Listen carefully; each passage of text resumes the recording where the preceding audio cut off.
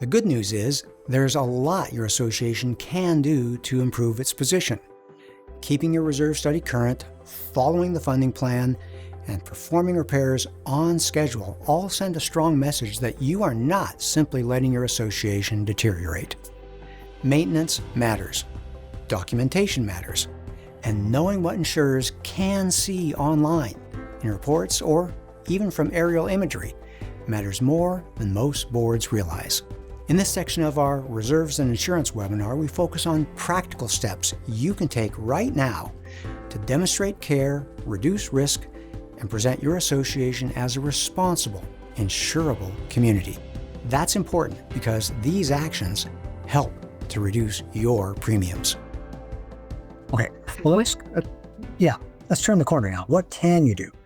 And it's interesting, I think now that we've kind of set the table with what's going on, and I think you begin to appreciate that the insurers are trying to be a little more careful in finding out what their exposure is to be able to limit their cost increases. What are the risks? And so they're looking around. And again, glad we have Terry here. So Terry, what can consumers do? What can board members and managers do?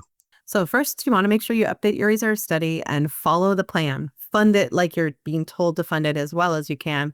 Repair and replace as recommended. I cannot tell you enough how important it is to be proactive and how much less expensive it is to be proactive as opposed to being reactive. Following your plan and showing that to your insurance professional proves to us that you're a good risk to take on. It proves to the underwriters that are creating what premium you're going to pay. It's showing us that you care and that you are a better risk for us to take on. Updating infrastructure reports, same deal. You want to show, get your electrical inspection, see what's on there. If there are concerns, take care of them, have the inspection report updated and send that to your insurance professional. A lot of times we're trying to figure out where are we going to find these documents to gather them up for our insurance person. Your reserve study analyst might very well have many of these reports because you've already gathered them for that study the last time you updated it, right? Right. Yeah, there's a good chance we haven't. So feel free to reach out to your reserve study professional. But I like what you say. Get ahead of it because once the insurance professional maybe has a bad taste in their mouth about your property, that's hard to change. But if you can get ahead of it and be proactive, talk about this earlier, that really resonated with me. Yeah, exactly. So my job as an insurance professional is to paint a picture of your community for the underwriters to show that your community is a good risk for them to take on. And that good risk is going to be reflected in the premium and the coverage limits. So it's my job to make you look good. If you make yourself look good ahead of time, that makes my job even easier and the result is going to be beneficial for everyone. So if you're maintaining your property, you're showing that you care, you're keeping it in tip-top shape. And let's be clear, regardless of your reserve study, regardless of your insurance premium, board members and managers, you're responsible for sometimes multi-million-dollar businesses that are people's most expensive investment that they ever make in their life. So regardless of all these studies and other things, you want to make sure that they're living in a place that they like to live, that's well maintained, that's safe. That's the most important part. And the rest shall follow, right? So if you're caring about the investments and caring about how everything is working in your community, then everything else should just follow right along like neatly little ducks following in a line, all the ducks lined up in rows. Yeah. Maybe let me add, I maybe should have added one more potential enemy, and that's the legislators. It's not the legislators that are forcing you to do a reserve study that's causing problems. It's not the reserve study. It's not the insurance agent. It's Mother Nature and Father Time. You see in the picture there's someone working on the siding. That's not because the law was written. It's because you want to take good care of the place where you live, maintain safety, maintain property values. Yeah, protect the investment. Yep. Protect your people. So more things that you can do is gather your documentation. What's been done recently, what's been done a long time ago. Make sure you have all the documentation. And I indicated before, you might check with your reserve analyst to see if they have some of the documents that carriers are looking for. And remember, we touched on this a little bit before. Carriers aren't just concerned with the common area now. They're also concerned about what's going on in individual units. So if you are a condo community, let's say, and you were looking at electrical panels, you might have electrical panels in the common area, but you might also have electrical panels that serve each individual unit and are in the individual unit. Well, the carriers want to know what kind of electrical panels are in those units, even though it's not the association's responsibility to maintain, repair, or replace those panels. That responsibility is on the individual unit owner. But now it's the board's responsibility to know what's going on. And why is that? Why do the insurance carriers care? Because if one Zinsco panel inside one unit that's in a building with 20 units ends up going bad and burning down the entire building, that's why the insurance carriers are concerned about this. They want to know exactly what's going on everywhere so they know whether you're a good risk to take on or not. So, and you've talked about gravity too. Gravity has nothing to do with legislation or your insurance carrier, but if you've got bad plumbing, that gravity is going to take over and it's going to affect the unit below you. And that goes through common area to get there. Yep, exactly.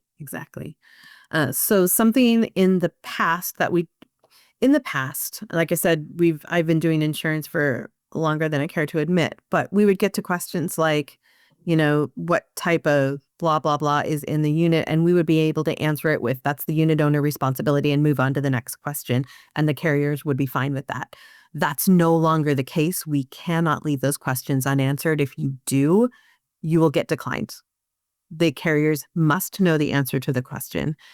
So it's time for board members and managers and unit owners to start gathering all this documentation and information, both about the community as a whole, but also about their individual units.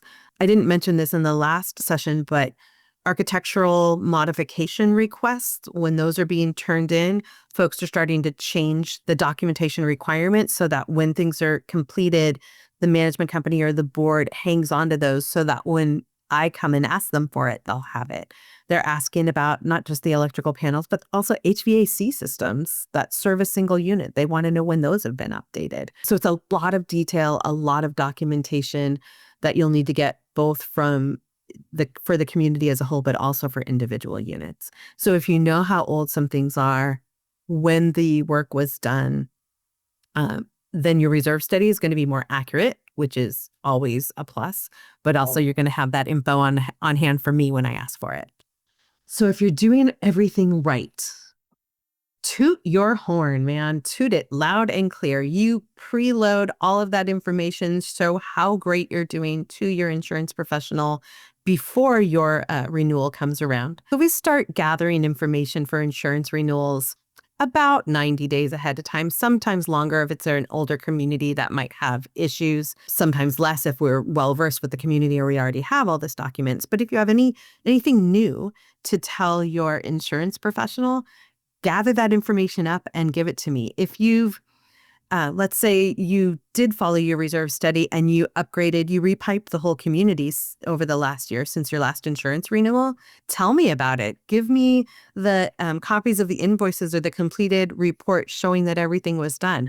Insurance underwriters love that stuff. So we would love to be able to paint that more beautiful picture of you. So brag, please brag. Carrie, we've told our clients in the past that when they finish a big project, stick it in the reserve file. So when you finish your asphalt seal coating, when you finish your roof, stick it in the file so you don't have to hunt for it later. Rather than just stick it in the file, are you saying that when they do one of those projects, pop a copy over to the insurance professional? Yes, absolutely. 100%. On an ongoing basis. Yeah. Got it. Okay. Or at least stick it in, if you're going to stick it in your reserve folder, either remember to copy that reserve folder over to your insurance professional or remember that they're there. So if I'm asking for stuff, that you know where to grab it. But yeah, if you can send it to me ahead of time, that'd be great. Fantastic. We talked a little bit about searching on Google before. Go online to look at your community to see what underwriters are seeing. And Robert has some pictures later on in the presentation that can show you exactly things that we get concerned about. But a little story that I can tell you, a community that I insured was going out to bid for new carriers, and one underwriter came back and declined it because of the condition of the trees in the parking lot and near some of the buildings. And I was like, what are you talking about? I live like less than a mile from that community, so I knew that there was no issue with trees. And then I went on Google Earth Street View and I saw what they were talking about. Those trees had been gone for a year or two at least. But because perception is reality, when you're talking with underwriters, it got automatically declined because of the condition of the trees, even though the trees didn't even exist anymore. There was nothing we could do. So if you know that that situation is online, there's a questionable picture or something that's been replaced. You've replaced your roof since Google took that picture 5 years ago. You can say that in the very beginning so that when I reach out to the underwriters, I can say, hey, you're going to see this online, but this is what the roofs look like now. This is what the parking lot looks like now. Well, Speaking of pictures. Rick kind of challenged me with this. And so I got to thinking, and this is a picture from Google Street View of one of my properties. And when I look at this, I think of, time for them to trim their trees, and I give it a remaining useful life of 0. When Terry sees this, or when an underwriter sees this, they cringe and they see a problem.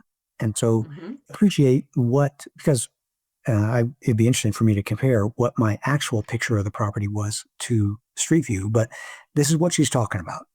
And we got other things going on. It's a matter of caring for your property. And again, not doing it. Can you actually go back to that picture again? I just spotted something else that an underwriter is going to call out that I didn't even notice until just now. The balusters and the railings on the stairs and the walkways. Yes. Those appear that they might be more than 4 inches wide between them. Yes. So they're going to call that out too. They're very much so looking at the spacing and the railings on balconies and on staircases. And you can find that in Google. You can find that on Zillow. So if those have been replaced, then make sure you provide pictures or mediated, put something up so nothing can fall through the openings. Let us know ahead of time. But that's another thing that I see in that picture just now that I didn't notice before. Yeah. Again, you have an eye for that type of thing. And you can reserve for that too, right? You absolutely. It's time to get that replaced. And these are things that are either a problem at your association. You don't want to create problems, get ahead of it.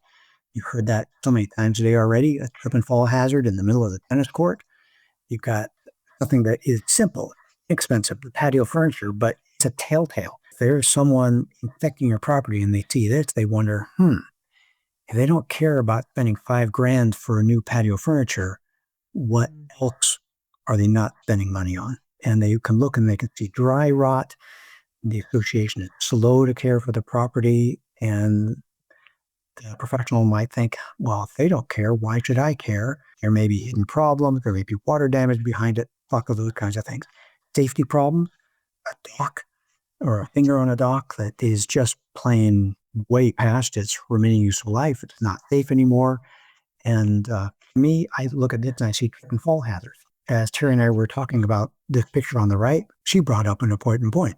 Is this the association's responsibility, or is this a city sidewalk? And is this a 5-year-old picture, or is this current? Things like that.